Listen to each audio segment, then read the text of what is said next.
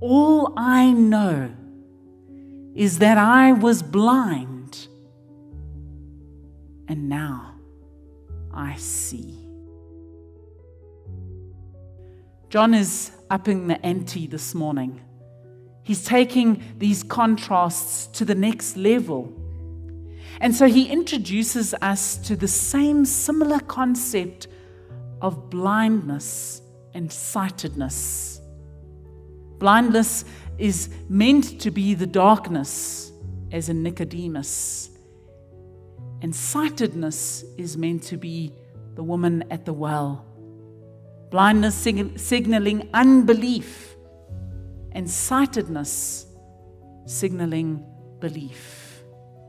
Yet, Jesus, through the Gospel of John, challenges us in this concept with those who are sighted, who seem to have faith, and those who are blind and seem to not know anything. Jesus raises questions of those who have sight and have faith. What kind of faith do they have? And for what purpose is their faith being used? Everyone, apart from Jesus in this narrative, are concerned about sin.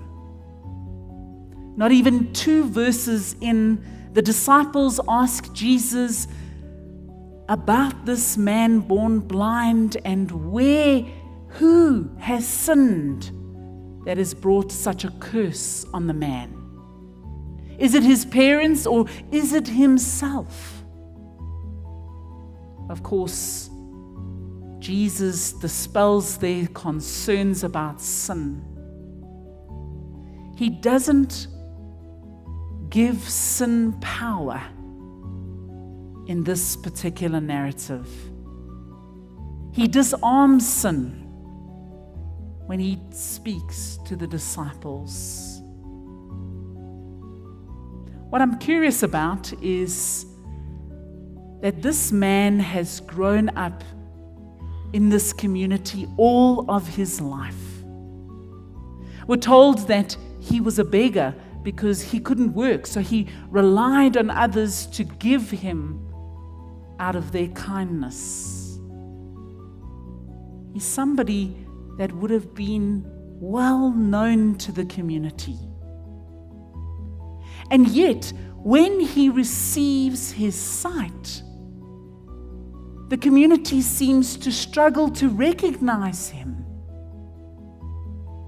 They're not sure. Is this the same? No, it can't be. But surely it is. It looks like him.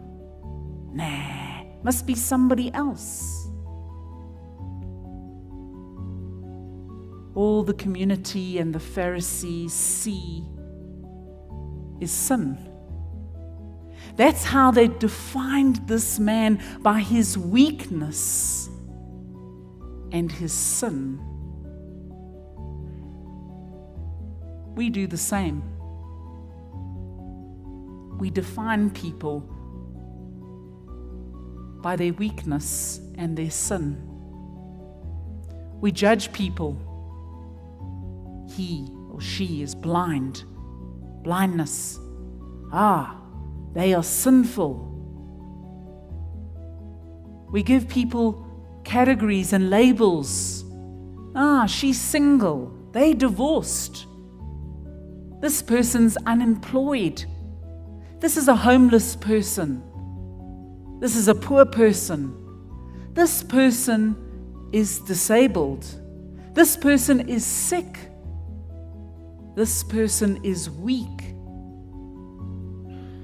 Even we define people by their weaknesses or their sins. Do you know that throughout the passage, this man is referred to the blind man, or to the man that was born blind. even though right at the beginning of the passage, he receives his sight. They can't let go of this blindness, the sin that seems to be all that they can see. Even though there has been this great and wonderful transformation. No one seems to ask or to celebrate this man's sight. It turns into a witch hunt of who did this and how did it happen and who gave this person authority to do such a thing. Jesus defines the man as a man. Jesus sees past all of those things and simply sees the person. The person created in the image and likeness of God. Jesus sees him and not the sin and the weakness that everybody else seems to only see. The crowd emphasizes the man's blindness, but Jesus emphasizes his humanity, that he's a human. By the end of the passage, we soon realize that the community and the Pharisees, those that supposedly have sight and have faith, are actually blind. They have failed to recognize Jesus, the Son of Man. They have failed to recognize the sign of healing that Jesus does. And instead, we are left with the man who had blindness being the one who walks away with faith.